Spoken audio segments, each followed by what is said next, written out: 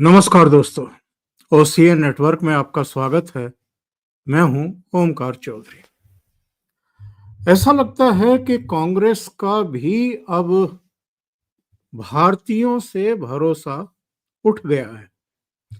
भारतीयों का, मतदाताओं का कांग्रेस से भरोसा उठ गया है, ये तो हम लगातार देख रहे हैं। वरना क्या वजह है कि केवल 3 राज्यों में सरकार सिमट गई है और 3 में से एक राज्य में इस समय जूतम पेजार चल रहा है। मुख्यमंत्री कौन रहे, कौन बने, इसको लेकर के शक्ति प्रदर्शन हो रहा है। बाकी के राज्यों में लगातार कांग्रेस हारती आ रही है और ताजा हार बिहार की है, जहां केवल 6 सीटें नसीब हुई हैं 243 के सदन में। लड़ी थी 60 से अधिक सीटों पर। आज भारतीय जनता पार्टी की ओर से संबित पात्रा ने प्रेस कॉन्फ्रेंस करके राहुल गांधी और कांग्रेस पर बहुत गंभीर एलिगेशन लगाए हैं। हालांकि जो एलिगेशन लगाए हैं, इनके बारे में अंदाजा सबको था।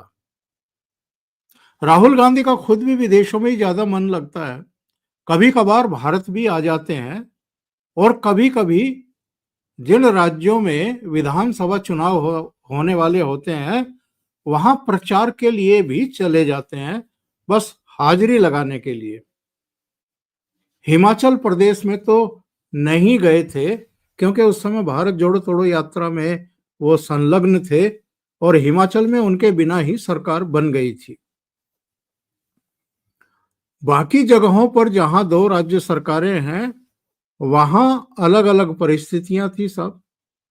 कर्नाटक में भारतीय जनता पार्टी की अपनी खेमेबंदी भी, अपनी खुद की गलतफहमी भी और किसी हद तक मिस रूल भी जिम्मेदार था कि वो सत्ता से बाहर गई और कांग्रेस वहां सत्ता में आ गई। यही तेलंगाना में हुआ। केसीआर के खिलाफ इतनी भारी एंटी इनकम्बेंसी थी और भारतीय जनता पार्टी वहां उसका फायदा उठाने के लिए या लोगों का विश्वास जीतने के लिए शायद पूरी तरह तैयार नहीं थी, तो वहां कांग्रेस को सत्ता दे दी गई। संबित पात्रा ने प्रेस कॉन्फ्रेंस में यह कहा है कि सिंगापुर से, पाकिस्तान से, वेस्ट एशिया के अलग अलग देशों से, खाड़ी के देशों से, सिंगापुर और अमेरिका से, यूके से, अलग अलग जगहों से जो ट्विटर के या एक्स के अकाउंट संचालित हो रहे हैं, उनके जरिए प्रधानमंत्री नरेंद्र मोदी के खिलाफ लगातार मुहिम चलाई जा रही है और उन अकाउंट होल्डर्स का नाम हिंदू नाम रखे गए हैं, महिलाओं के, पुरुषों के, ज्यादातर महिलाएं, लेकिन वो फेक अकाउंट हैं और संभवतः विदेशों से इसलिए संचालित किए जा रहे हैं कि यहां जो टेलीग्राफ एक्ट है, सोशल मीडिया से संबंधित जो कायदे कानून बनाए गए हैं भारत सरकार के द्वारा, वो उन पर अप्लाई ना हो, यानी ट्विटर से, एक्स से कह करके उनको यहां प्रतिबंधित या सस्पेंड ना कराया जा सके। उनका कहना यह है कि वोट चोरी या जो इस समय एसआईआर चल रहा है इसको लेकर के, उससे पहले भी कई मुद्दों को लेकर के विदेशों से मुहिम चलाई जा रही है प्रधानमंत्री नरेंद्र मोदी को अस्थिर करने के लिए, देश में गृह युद्ध भड़काने के लिए और श्रीलंका, बांग्लादेश और नेपाल की तरह यहां भी सो कॉल्ड जैन जेड को सड़कों पर उतारने के लिए, जैन जी को सड़कों पर उतारने के लिए। मेरे साथ जुड़ गए हैं वीरेंद्र नाथ भट्ट साहब, तो चर्चा को उनके साथ आगे बढ़ाएंगे। जी वीरेंद्र जी, बहुत स्वागत है। नमस्कार। नमस्कार। तो अब भारतीय अकाउंट्स पर तो भरोसा नहीं है, विदेशों से अकाउंट संचालित कराए जा रहे हैं। खाली विदेशों से नहीं, बल्कि जो कांग्रेस के बड़े प्रवक्ता हैं पवन खेड़ा का अकाउंट अमेरिका से संचालित हो रहा है, ये बहुत आश्चर्य की बात है। कि कांग्रेस को मतलब जो है, जो व्यक्ति, जो नेता उनका दिल्ली में रहता है और जो दिल्ली की पूर्व कांग्रेस की मुख्यमंत्री शीला दीक्षित का के पर्सनल स्टाफ में रहा है और पुराना कांग्रेस का कार्यकर्ता है, उसको ऐसी क्या आवश्यकता पड़ गई कि वो अपनी पहचान छुपा करके अपने नाम से अकाउंट चला वो सॉरी अपने अपने नाम से अकाउंट चला रहा है, लेकिन वो अकाउंट अमेरिका से चल रहा है। और ये जो जो बात अब खुली है, इससे तो ये साफ हो गया कि आने वाले दिनों में कांग्रेस को जो भारत के खिलाफ जो साजिश अब तक करते थे, तो अब ये उनकी जो है उस ताकत में बहुत कमी आ जाएगी। और जो अब तक राहुल गांधी का रिकॉर्ड बन चुका है, 96 चुनाव वो हार चुके हैं, तो जो उनकी माता जी के का जो कांग्रेस के घर, जो कांग्रेस का वास्तविक मुख्यालय है और जिसको कांग्रेस के अध्यक्ष मल्लिकार्जुन खड़गे हाईकमांड कहते हैं, यानी सोनिया गांधी का आवास, जिसका एड्रेस 10 जनपथ है। अब तो मुझको लगता है उसका नाम 10 लखपत होना चाहिए। वो इतना ज्यादा लखपत हो चुका है। और ये जो खबर सामने आई है कि इतने सोशल मीडिया एक्स के हैंडल पर इतने अकाउंट अमेरिका से, पाकिस्तान से या टर्की से चल रहे हैं, उससे तो और अभी तक कांग्रेस की ओर से कोई खास जो है इसका खंडन अभी तक तो नहीं आया, जहां तक मेरी जानकारी है। अभी और कुछ ये नहीं बोल रहे हो। हाँ, तो वो हमेशा जो है लगातार हमलावर रहते हैं नरेंद्र मोदी और भारतीय जनता पार्टी के ऊपर। और बिहार में इतनी करारी हार के बावजूद उनके मनोबल पे कोई असर आया हो ऐसा दिखता नहीं है। और उनकी कर्नाटक की सरकार संकट में है और ये लग रहा है कि वहां पे सिद्धारमैया और डीके शिव कुमार के झगड़े में मल्लिकार्जुन खड़गे का बेटा वो कहीं मुख्यमंत्री न बन जाए, ऐसी संभावनाएं आ रही हैं। और उससे दो फायदे होंगे। एक तो उसने पिछले 2-3 महीनों में खूब गाली दी है आरएसएस को, तो सेकुलर हो गया वो, और दलित तो वो है ही। और कांग्रेस ये एक्सपेरिमेंट पंजाब में कर चुकी है। अमरिंदर सिंह को हटाने के बाद चन्नी को मुख्यमंत्री बनाया था, लेकिन लेकिन वो, हालांकि वो पगड़ी पहनता है, दलित कहता है अपने आप को, लेकिन वो ईसाई है। तो लेकिन उससे कांग्रेस का तो कुछ लाभ मिला नहीं और कांग्रेस का किला बचा नहीं। तो ये जो अब और आज भी लखनऊ में कांग्रेस के कार्यकर्ताओं ने बहुत जबरदस्त प्रोटेस्ट किया। कुछ हजार लोग आए थे और उनका वही नारा था, वोट चोर गद्दी छोड़। और एसआईआर को लेकर के वो अपना विरोध कर रहे थे। लेकिन कांग्रेस की आशाओं पे सबसे बड़ा जो जो झटका आज लगा है सुप्रीम कोर्ट में, चीफ जस्टिस ऑफ इंडिया ने ही पूछा कि भाई ये कहीं कोई बिहार में 65 लाख लोगों के नाम काटे गए, एक व्यक्ति ने विरोध नहीं किया। और और संविधान के आर्टिकल 324 से लेके 329 के बीच में चुनाव आयोग की शक्तियों का स्पष्ट वर्णन है। चुनाव आयोग को जो भी शक्तियां मिलती हैं, चुनाव आयोग का क्रिएशन संविधान से हुआ है। वो एक संवैधानिक संस्था है, स्टैट्यूटरी बॉडी है। तो वो कोई संसद के बनाए हुए अधिनियम से बनी हुई संस्था नहीं है। तो क्या हम उसके बारे में जो उसकी शक्तियां स्पष्ट रूप से संविधान में निर्धारित हैं, और आर्टिकल 327 में भी ये पावर संसद को है कि वो कानून बना सकती है, लेकिन वो चुनाव आयोग की शक्तियों के फर्दरेंस में ही चुनाव शक्तियां कानून बना सकती है। To enhance the powers of control and superintendence of the election by the election commission, superintendence, direction and control। ये तीन चीजें स्पष्ट रूप से संविधान में चुनाव आयोग को दी गई हैं।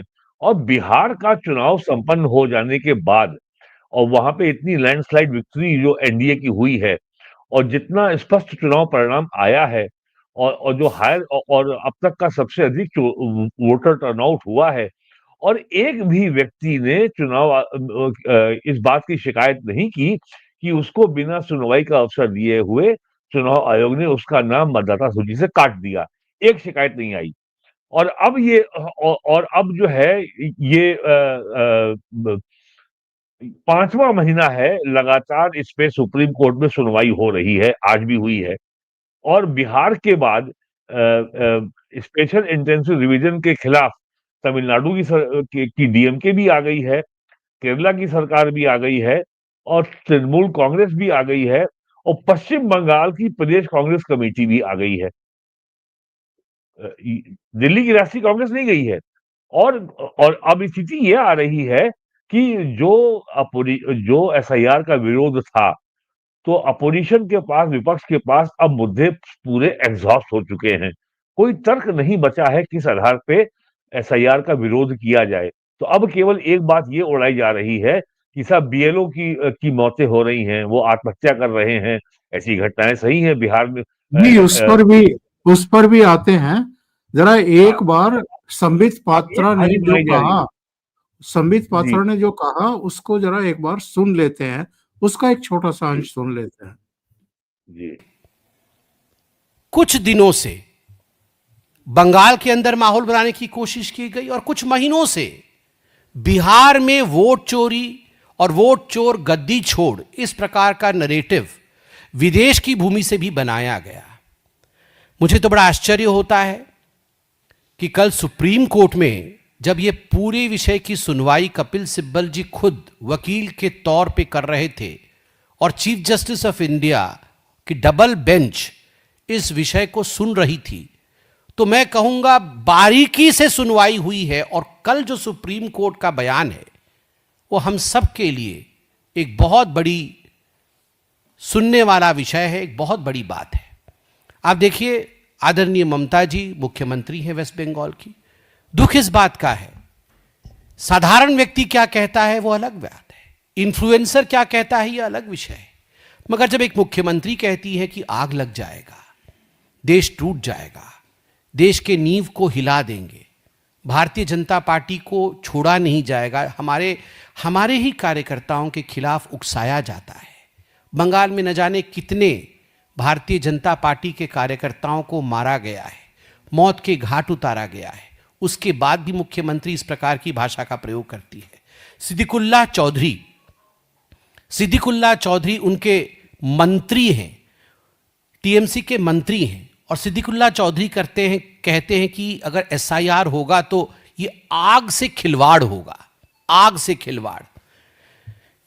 और तो हुमायूं कबीर के विषय में तो आप जानते हैं, वो तो चाहते हैं कि बेलडांगा में फिर से बाबरी मस्जिद बनाया जाए, विषय अलग है, मगर ऐसे लोग तो टीएमसी में है, दोबारा बाबरी मस्जिद भी बनाना चाहते हैं।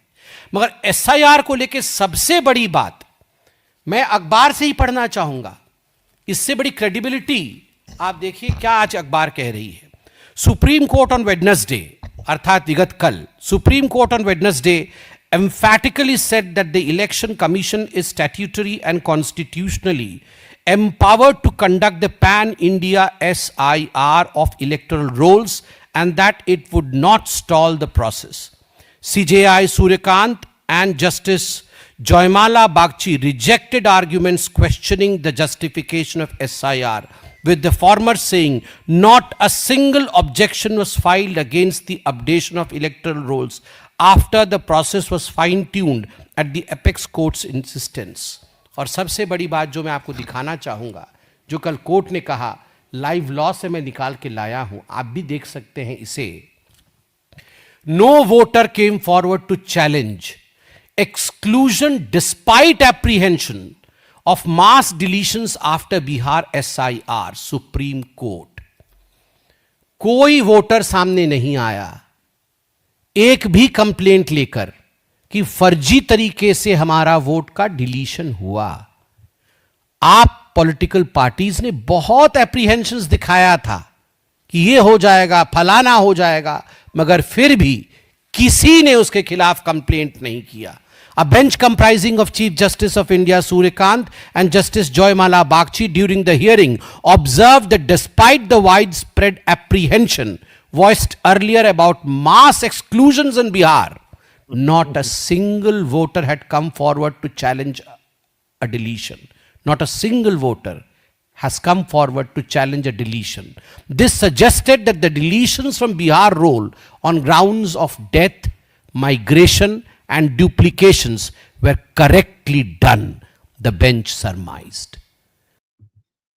इतनी स्पष्टता जब सुप्रीम कोर्ट के द्वारा कर दी गई, इसके बावजूद जो कुछ ये चल रहा है, और जिस तरीके से ये मुहिम चलाई जा रही है, जिस तरह मुख्य चुनाव आयुक्त को गालियां दी जा रही हैं, धमकियां दी जा रही हैं, चुनाव आयोग के कर्मचारियों को कहा जा रहा है रिटायर भी हो जाओगे तो कॉलर पकड़ करके लाएंगे और सजा दिलाएंगे, विदेशों में भी भाग जाओगे तो वहां से भी नहीं छोड़ेंगे, वहां से भी ले आएंगे।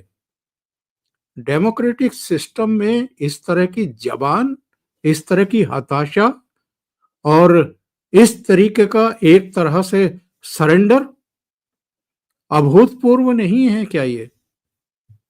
अरे सर, 11.5 साल पूरे हो चुके हैं, जो और अगले साल मई में पूरे 12 साल नरेंद्र मोदी जी को हो जाएंगे। कांग्रेस क्या कर रही है तब से? उनकी असली चिंता ये है कि जो इंडी अलायंस था बिहार में, वो तो ध्वस्त ही हो चुका है। आपको याद होगा 2024 में इंडी अलायंस था, लेकिन ऐसा क्या हो गया कि उन्होंने बिहार में इंडी अलायंस का नाम ही नहीं लिया, वो महागठबंधन हो गया। महागठबंधन तब था जब 2015 में नीतीश कुमार और आरजेडी लालू यादव एक साथ थे। जब नीतीश कुमार नहीं थे तो ये महागठबंधन कैसे हो गया? खैर, अब इनकी चिंता बची है, अगर बिहार में ये सफल हो गया एसआईआर, और उसके बाद चुनाव हो गए, और ममता बनर्जी का के नेताओं का जो बयान अभी संबित पात्रा ने पढ़ के सुनाया, ये उनके अंदर की जो गहरी असुरक्षा और उनकी हताशा का स्पष्ट प्रमाण है। अब इसके बाद, और जब कोई नेता सत्ताधारी नेता जब एंटी इनकम्बेंसी झेलता है, तो वो उससे बचने का प्रयास करता है, उससे कैसे बचाव किया जाए, कैसे जनता के बीच में जो अविश्वास है उसको कैसे उसको रोका जाए, और ना कि और आग उगली जाए। तो तृणमूल कांग्रेस के लोगों को ये अब एकदम समझ में आ चुका है कि एसआईआर रुकने वाला नहीं है। इसीलिए उनकी हताशा, उनकी निराशा, उनकी असुरक्षा अब उनके सर चढ़ के बोल रही है। उनकी असली चिंता ये है कि एसआईआर अगर बिहार में ममता बनर्जी की सरकार नहीं आई, तो फिर पूरे देश में एसआईआर के खिलाफ उनके पास एक भी तर्क नहीं बचेगा। एसआईआर के बाद अगले साल जनगणना होनी है। जनगणना के साथ जाति की जनगणना भी होनी, कास्ट सेंसस भी होनी है। उसके बाद डिलिमिटेशन भी होना है, डिलिमिटेशन भी होना है। डिलिमिटेशन भी होना है। उसके बाद होगा NRC, national register of citizens. ये इनकी असली चिंता है। और आपको मालूम है कि 100 करोड़ से अधिक आबादी को 2 टीके लगे हैं कोविड वैक्सीन के, वो डाटा सरकार के पास है। 80 करोड़ लोगों को खाद्यान्न निःशुल्क मिल रहा है, ये डाटा सरकार के पास है।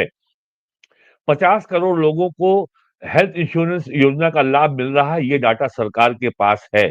2 करोड़ से अधिक परिवारों को किसान सम्मान योजना का लाभ मिल रहा है, ये डाटा सरकार के पास है। 12 करोड़ लोगों को एलपीजी सिलेंडर मिल चुके हैं, ये डाटा सरकार के पास है। 4 करोड़ लोगों को सरकारी को आवास मिल चुके हैं पीएम आवास योजना में, ये डाटा सरकार के पास है। ये डाटा एसआईआर से अब और फाइन ट्यून होगा, और इस फाइन ट्यून डेटा के आधार पर अगली होगी जनगणना। तो यानी जनगणना के बाद डाटा सरकार के पास पूरा दुरुस्त अपडेट हो चुका होगा, और उस अपडेटेड डाटा के साथ जब एनआरसी करना कितना आसान हो जाएगा, ये आप समझ सकते हैं। और ये भ्रम फैलाया गया है कि इलेक्शन कमीशन एसआईआर के जरिए एनआरसी कर रहा है। और ये बात सही है कि आरपी एक्ट में ये साफ प्राविधान है कि केवल भारत का नागरिक ही भारत में मतदाता हो सकता है, लेकिन चुनाव आयोग को नागरिकता की पड़ताल करने का अधिकार नहीं है, क्योंकि उसके पास इसको करने की मशीनरी ही नहीं है। और ये काम केंद्रीय गृह मंत्रालय करेगा। केंद्रीय गृह में और केंद्रीय गृह मंत्रालय के हाथ में एक नया अस्त्र आ गया है। इस साल अप्रैल में जो इमिग्रेशन एंड फॉरेनर्स एक्ट जो पास हो गया है, जो 1 सितंबर 2025 से लागू हो गया है, और उसके बाद देश की समस्त सरकारों को ये निर्देश जा चुके हैं कि आप अपने राज्य के हर जिले में नागरिकों जो जो नागरिक अनडॉक्यूमेंटेड हैं या प्राइमा फेसिया वो लोग घुसपैठी हैं, उनको आइडेंटिफाई करें, उनको डिटेन करें, हर जिले में डिटेंशन सेंटर खोलें, और प्रदेश में फॉरेनर ट्रिब्यूनल बनाएं। और फॉरेनर ट्रिब्यूनल को भी अब बहुत शक्तियां दे दी गई हैं। वो फॉरेनर ट्रिब्यूनल का जो जज होगा वो फर्स्ट क्लास मजिस्ट्रेट होगा, उसको उसको सिविल पावर्स है, वो अरेस्ट वारंट भी इशू कर सकता है। तो ये सब जो अब तो ये एसआईआर के बाद जो है और यूपी में काम शुरू हो गया है। और आपको याद होगा ऑपरेशन सिंदूर जो मई में हुआ था, उसके बाद पूरे यूपी में, बंगाल, बिहार और महाराष्ट्र, कम से कम 10 राज्यों में घुसपैठियों की पहचान का अभियान चलाया गया था। अकेले यूपी में मेरठ मंडल में, मुरादाबाद मंडल में 5,000 से ज्यादा पाकिस्तान महिलाओं की पहचान शिनाख्त हुई थी कि वो बिना वैध डॉक्यूमेंट्स के भारत में रह रही हैं। तो अब जब एसआईआर होगा, उनका वोटर लिस्ट में नाम नहीं होगा, तो वो आइडेंटिफाई हो जाएंगी कि ये भारत की नागरिक नहीं है। और उनकी गणना ना तो जनगणना में होगी और फिर वो एनआरसी की जद में आएंगी। तो अगर वोटर लिस्ट इतनी साफ हो जाएगी, घुसपैठिए बचेंगे ही नहीं, तो कितना बड़ा जो है इनका जो सो कॉल्ड फर्जी जन आधार है उसको झटका लगेगा। और एक आंकड़ा तो बहुत ही खतरनाक है बंगाल के बारे में कि 2021 के विधानसभा चुनाव में बीजेपी और तृणमूल कांग्रेस के बीच में केवल 28 लाख वोटों का अंतर था। अगर 1 से 2 करोड़ या 2 करोड़ से अधिक 34 जो लाख के आसपास, 34 लाख जी के आसपास, 34 लाख, हाँ। 34। अगर ये नाम कट जाएंगे और जो लोग मर चुके हैं और जो फर्जी वोट पड़ते थे, वेस्ट बंगाल में आप अगर ध्यान दीजिए तो जो वोटर टर्नआउट है वो हमेशा 80% जाता था। अगर अब की बार ये वोटर टर्नआउट बिहार के बराबर या बिहार से कम हुआ, तो ये मान के चलिए कि ममता बनर्जी सत्ता से बाहर हो गई। ये डर है उनको। और ऐसे मतदाताओं की बड़ी संख्या आंध्र प्रदेश में भी है, तेलंगाना में भी है, कर्नाटक में भी है, केरल में भी है, जम्मू कश्मीर में भी है। ये सब पकड़ में आएंगे। अब ये है तो अब इनको ये वो दौर याद आ रहा है जब 2019 दिसंबर से और फिर 2020 के जनवरी फरवरी में दिल्ली के शाहीन बाग में जो 3 महीने का जिहाद चला था, और उसके बाद जब डोनाल्ड ट्रंप फरवरी 20 में दिल्ली में थे और जब दंगा बाकायदे करवाया गया था और उसमें शर्जील इमाम और उमर खालिद तब से अभी तक जेल में बंद हैं। और उनको रिहा कराने के लिए, उनकी बेल के लिए आजकल जो है बड़ा प्रयास चल रहा है सुप्रीम कोर्ट में। अभी तक उनकी बेल नहीं हुई है। और ये वही शर्जील इमाम है जो ये कह रहा था कि अगर सिलीगुड़ी में जो चिकन नेक को अगर इंडिया से काट दिया जाए तो पूरा नॉर्थ ईस्ट के जो 7 स्टेट हैं वो भारत से अलग किए जा सकते हैं। तो ये सब इनकी योजनाएं थी। तो ये तो केंद्र सरकार को धन्यवाद देना चाहिए कि उसके पास कि भारत के प्रधानमंत्री और गृह मंत्री ने इतना धैर्य का प्रदर्शन किया, इतना रिस्ट्रेंट था कि उनको मालूम था कि ये समस्या की जड़ें बहुत गहरी हैं। और ये जो लेफ्ट जिहादी कांग्रेस का इकोसिस्टम है, जिसको मैं कहता हूं ये भेड़िया तंत्र है, ये अभी इतना मजबूत है और इसको जो है कानूनी तरीके से, पॉलिटिकल तरीके से इससे निपटा जा सकता है। और वही काम सरकार कर रही है। तो इन्होंने पिछले 5 साल में अपना जिहाद करके अपनी सारी शक्ति गंवा दी है। इनका भेड़िया तंत्र लगातार कमजोर हो रहा है। इनकी लड़ने की क्षमता लगातार छीन हो रही है।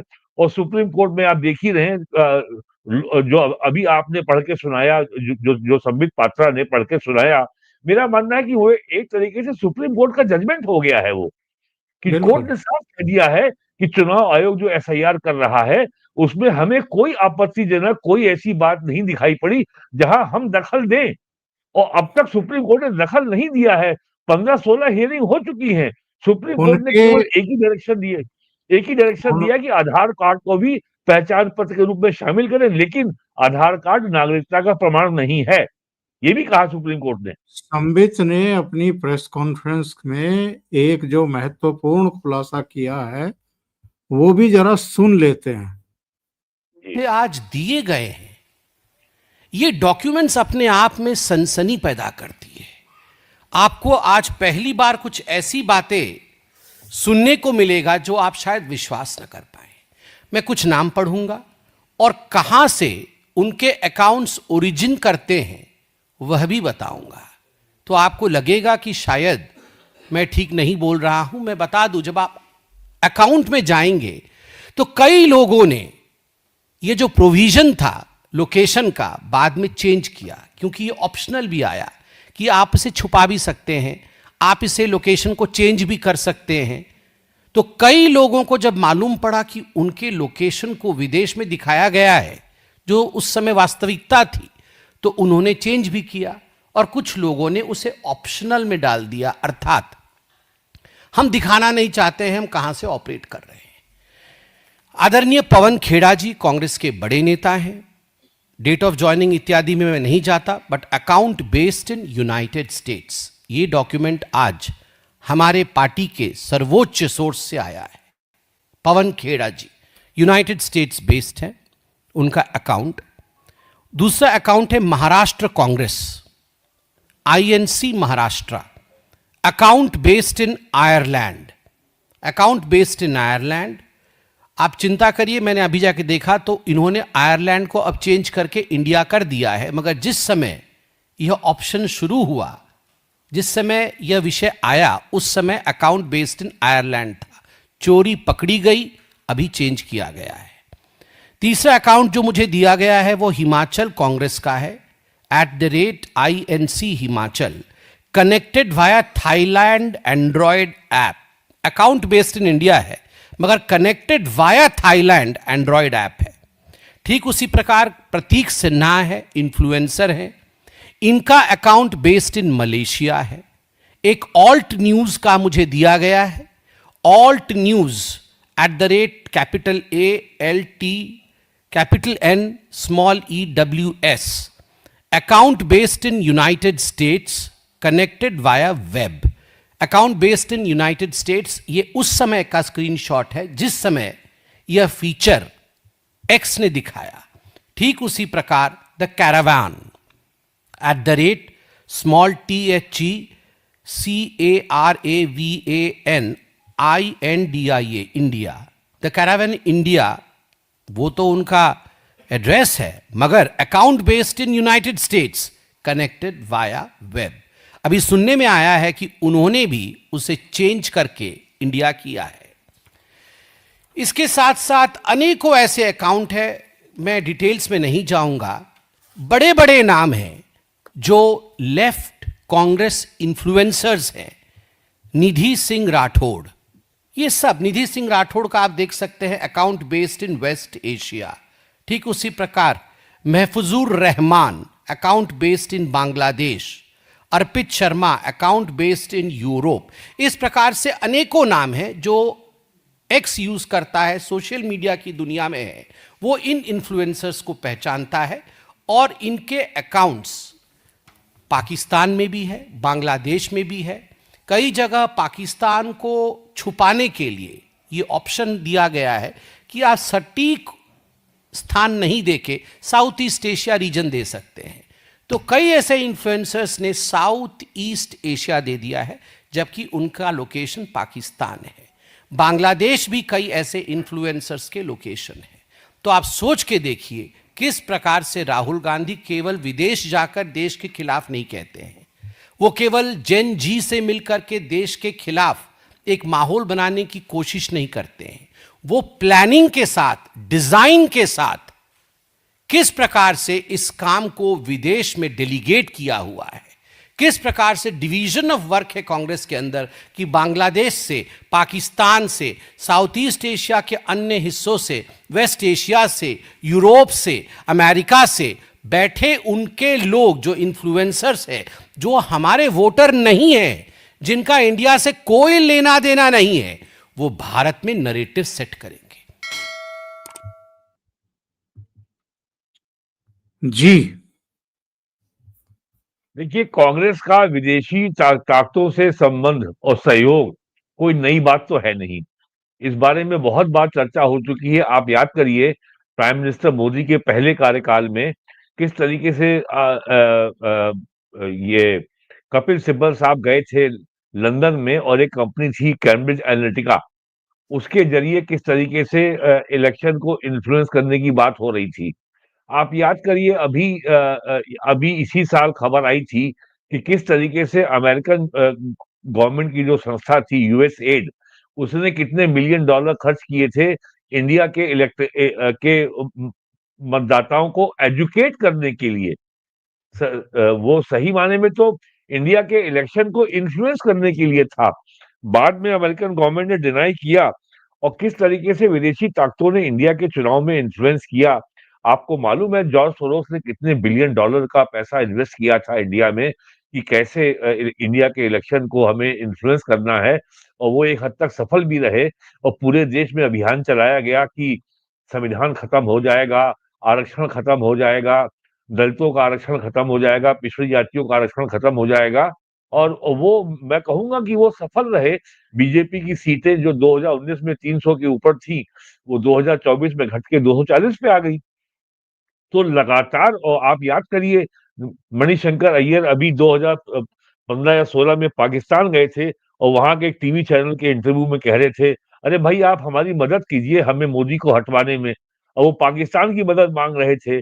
किस तरीके से मई में 7 से 9 के बीच में ऑपरेशन सिंदूर के बाद कांग्रेस ने अभियान चलाया कि साहब बताइए कितने रफाल गिरे।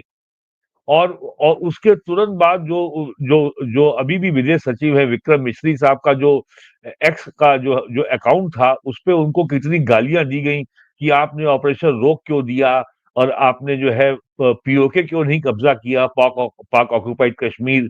और फिर राहुल गांधी ने कहा कि वो नरेंद्र सरेंडर हो गया, और जैसे जो है डोनाल्ड ट्रंप ने दबाव डाला और इंडिया ने सरेंडर कर दिया। और आपकी आवाज गोल हो गई है, आपका म्यूट हो गया है। ऐसा नहीं लग रहा है कि कांग्रेस और इनका पूरा इकोसिस्टम इस समय पूरी तरह से हताशा में है, निराशा में है। ममता बनर्जी को भी अब लग रहा है कि अगर एसआईआर पूरा हो गया, और जो होना ही है, उसको रोक होना नहीं ही है ये। सकती वो, उसको रोक ही नहीं सकती हैं, तो वो सत्ता से बेदखल हो जाएंगी। इसलिए अब इन लोगों ने बीएलओ वगैरह को भी भड़काना शुरू कर दिया अलग अलग राज्यों में। उत्तर प्रदेश में ही मैं देख रहा था, करीब 2 दर्जन बीएलओ के खिलाफ एफआईआर लॉन्च करनी पड़ी है, जो हाँ। इनके भड़कावे या उकसावे में आकर के काम नहीं कर रहे थे, या प्रदर्शन वगैरह पर आमादा थे, या बहानेबाजी हो रही थी। इसी तरह बंगाल में जो सीईसी है वहां पर, जो अपना प्रदेश का अधिकारी होता है, उसके कार्यालय के चीफ बाहर, इलेक्टोरल चीफ इलेक्टोरल ऑफिसर। जी हाँ, धरना दिया जा रहा था, धरना दिया जा हाँ, रहा था वहां पर।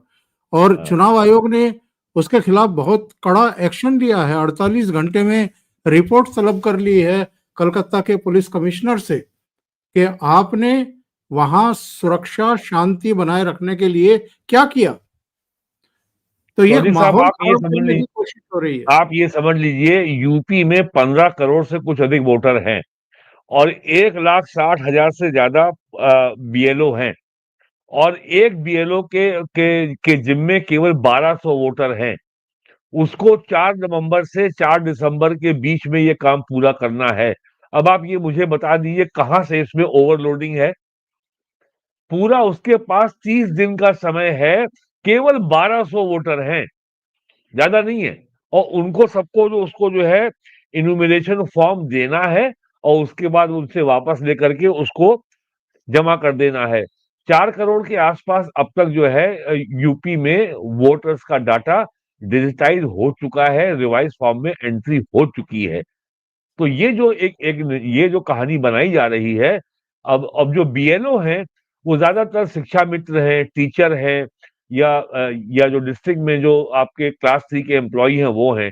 अब उनसे ये उम्मीद करना कि उनके हाथ में संविधान की पुस्तक होगी, और वो सारा काम का वो सब कानून जानते हैं, वो सारी राजनीति जानते हैं। स्थानीय स्तर पर जो अन्य पार्टियों के नेता भी होते हैं, वो उन पे तमाम तरह के दबाव डाल सकते हैं। तो अगर अब इनको ये लग रहा है कि एक तरफ सुप्रीम कोर्ट में मुकदमे में के जरिए, हियरिंग के जरिए चुनाव आयोग पे दबाव बनाया जाए, दूसरी तरफ जो है पॉलिटिकल लेवल पे, स्ट्रीट लेवल पे रोज प्रदर्शन कराए जाएं, और रोज और सरकार को दबाव में लाया जाए, रोज खूब जम के सोशल मीडिया पे अभियान चलाया जाए, टीवी चैनल की डिबेट्स में अभियान चलाया जाए, और ग्रास रूट लेवल पर, ब्लॉक लेवल पर, गांव के लेवल पर, तहसील लेवल पर जो इन पार्टियों का जो कैडर है, जो नेता है, इनका जो इन्फ्लुएंस है, उसके जरिए बीएलओ के अंदर भ्रम पैदा किया जाए, उनको तनाव में रखा जाए, और उनको डराया धमकाया जाए। और जिस तरीके से संबित पात्रा ने कहा है, और भी नेताओं ने कहा है कि बंगाल में टीएमसी के नेता बीएलओ को धमका रहे हैं। कि तुमको रहना तो हमारी सरकार में है। तो ये सब तो ये केवल जो है किसी तरीके से एसआईआर की प्रोसेस जो है डिरेल हो जाए, ये सफल ना होने पाए, ये अब इनके हाथ में ये इनका इनके पास अंतिम अवसर यही बचा है। पश्चिम बंगाल में ममता बनर्जी के आने की सरकार बने या ना बने, इसमें बहुत ज्यादा स्टेक नहीं है कांग्रेस का, क्योंकि कांग्रेस का भी का कुछ बंगाल में है ही नहीं। आज की तारीख में उसका एक भी विधायक नहीं है बंगाल की असेंबली में। लेकिन अगर ममता बनर्जी की सरकार नहीं बनती है, तो ये जो लेफ्ट जिहादी कांग्रेस जो भेड़िया तंत्र है, जिसको इकोसिस्टम कह सकते हैं अंग्रेजी में, इसकी कमर टूट जाएगी। बिहार जा ही चुका है, बंगाल और आसाम जा ही चुका है, उड़ीसा जा ही चुका है, झारखंड में भी स्थिति बहुत कमजोर है हेमंत सोरेन की। अगर बंगाल भी चला गया, जहां से 40 सीटें आती हैं, तो ये जो पूरा इकोसिस्टम जो भेड़िया तंत्र है लेफ्ट जिहादी कांग्रेस का, ये तो बैठ जाएगा बंगाल में, और इसका बहुत बड़ा असर तमिलनाडु में भी होगा। और सबसे बड़ी बात यह है कि जो इनके पास एक ही हथियार बचा था कि कैसे जाति के आधार पर भारत में सामाजिक तनाव बढ़ाया जाए, कैसे जाति के आधार पर लोगों को बांटा जाए, और कैसे जो है समाज को छिन्न भिन्न किया जाए, या बीजेपी जिस तरीके से आर्थिक नीतियों के आधार पर भारत समस्त आबादी को, समाज के हर वर्ग को एक प्लेटफॉर्म पे लाने का प्रयास कर रही है, उनकी जाति मजहब कुछ भी हो, और वो सरकार अपने आर्थिक नीति और अपने कल्याणकारी कार्यक्रमों के माध्यम से कर रही है। तो अगर बीजेपी इसी तरीके से समावेशी योजना, सबको लाभ देने की योजना पे आगे बढ़ती रही, तो कब तक आप कहोगे कि ये सांप्रदायिक है, फासिस्ट है, एंटी मुस्लिम है, मुसलमानों को खा जाएगी, मुसलमानों का मतदाता सूची में नाम कट जाएगा, मुसलमानों का वोट देने का अधिकार छिन जाएगा। इनकी सिंगल लाइन ऑफ अटैक ये है कि ये सारा काम दलित, पिछड़े और मुसलमानों को मतदाता सूची से नाम के मतदान के अधिकार से वंचित करने की नीति के तहत ये कार्य हो रहा है। लेकिन बिहार में इतना बड़ा झटका लग गया, वहां एसआईआर भी सफल हो गया, 65 लाख लोगों के नाम भी कट गए, और चुनाव भी शांति से संपन्न हो गया। एक भी व्यक्ति ने शिकायत नहीं की। अगर यही काम शांति से बंगाल में हो गया, एसआईआर भी हो गया, चुनाव भी हो गया, ममता बनर्जी चुनाव भी हार गई, उसके बाद तो अंधेरा ही अंधेरा है। वो खाली बंगाल में चुनाव थोड़ी है, चुनाव तो अभी तमिलनाडु में भी है, चुनाव केरल में भी है, चुनाव असम में भी है, चुनाव पौंडीचेरी में भी है। तो इसका इसका असर तो 26 के चुनाव में होगा। फिर 27 में 5 राज्यों में चुनाव है, यूपी है, उत्तराखंड है, मणिपुर है, और पंजाब है, एक राज्य और है कोई। और फिर 28 में चुनाव है, राजस्थान में है, मध्य प्रदेश में है, छत्तीसगढ़ में है, कर्नाटक में है, फिर 29 में लोकसभा चुनाव ही है। तो ये सब, ये जो जो जो सीरीज से लगातार चला रहा है, और सबसे बड़ी बात जो खतरा है कि लोकसभा चुनाव के पहले एनआरसी होगा, और जैसा मैं बता चुका हूं कि एनआरसी की स्टेज आते आते सरकार के पास डाटा का बहुत ही भंडार होगा, और रिफाइंड डाटा होगा, डिजिटाइज डाटा होगा। अब उसमें ज्यादा काम करने की जरूरत नहीं है। और इमिग्रेशन एंड फॉरेनर्स एक्ट लागू हो चुका है, राज्यों को ये निर्देश जा चुके हैं कि आप अपने अपने राज्य में, अपने अपने स्टेट में वो डिटेंशन सेंटर बनाए, फॉरेनर ट्रिब्यूनल बनाए, और अनडॉक्यूमेंटेड जो नागरिक हैं, जो लोग हैं, उनको आइडेंटिफाई करें, उनको उनकी धरपकड़ करें, और उनको डिटेन करें, मुकदमा चलाएं, उनको डिपोर्ट करें। तो ये सब जो काम सरकार का हो रहा है, ये सारा काम संविधान के दायरे में हो रहा है, और ये और जिसको लीगली चुनौती नहीं दी जा सकती। आप याद करिए, इमिग्रेशन फॉरेनर्स एक्ट जो है अप्रैल में पास हुआ था राज्यसभा से, डेट है मेरे पास, अभी मैं देख के बताता हूं आपको। ये जो बिल है, ये पास हुआ था मार्च 27 को लोकसभा से, राज्यसभा से पास हुआ था 2 अप्रैल को, और राष्ट्रपति का अप्रूवल मिला था इसको 4 अप्रैल को। 1 सितंबर को केंद्रीय गृह मंत्रालय ने इसके रूल्स फ्रेम कर दिए, और इसको लागू करने की अधिसूचना जारी कर दी। और अभी तक इसको चैलेंज सुप्रीम कोर्ट में चुनौती नहीं दी गई है, क्योंकि उसमें उसको देने का आधार ही नहीं है। तो ये तो आने वाले दिनों में चुनौतियां बहुत बड़ी हैं, और वो चुनौतियां इनके सर के ऊपर के बोझ के नीचे ये दब के कुचल के नष्ट ना हो जाएं, तो ये एसआईआर को रोक लेना चाहते हैं। बस ये है लड़ाई इनकी। बहुत बहुत धन्यवाद वीरेंद्र नाथ भट्ट साहब, महत्वपूर्ण विषय पर चर्चा करने के लिए, समय निकालने के लिए। दर्शकों से निवेदन है, आपको अगर ये चर्चा अच्छी लगी है तो लाइक का बटन जरूर दबाएं, इस वीडियो को फॉरवर्ड करें, शेयर करें।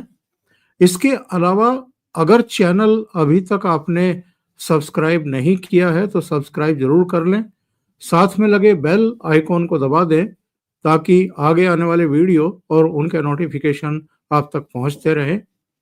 अभी स्क्रीन पर आपको जो फेसबुक पेज का लिंक दिखाई दे रहा है, आप में से बहुत सारे मित्र अगर फेसबुक पर हैं तो इस लिंक पर जाकर के या इसको देख करके आप इस फेसबुक पेज पर जा सकते हैं और इसको फॉलो कर सकते हैं, इसको अपने मित्रों को भी शेयर कर सकते हैं। वहाँ वीडियो के अलावा भी कुछ महत्वपूर्ण जानकारी आपको शेयर की जाती है। जुड़ने के लिए बहुत बहुत धन्यवाद आप सभी का, और वीरेंद्र जी आपका भी बहुत बहुत धन्यवाद। नमस्कार। नमस्कार।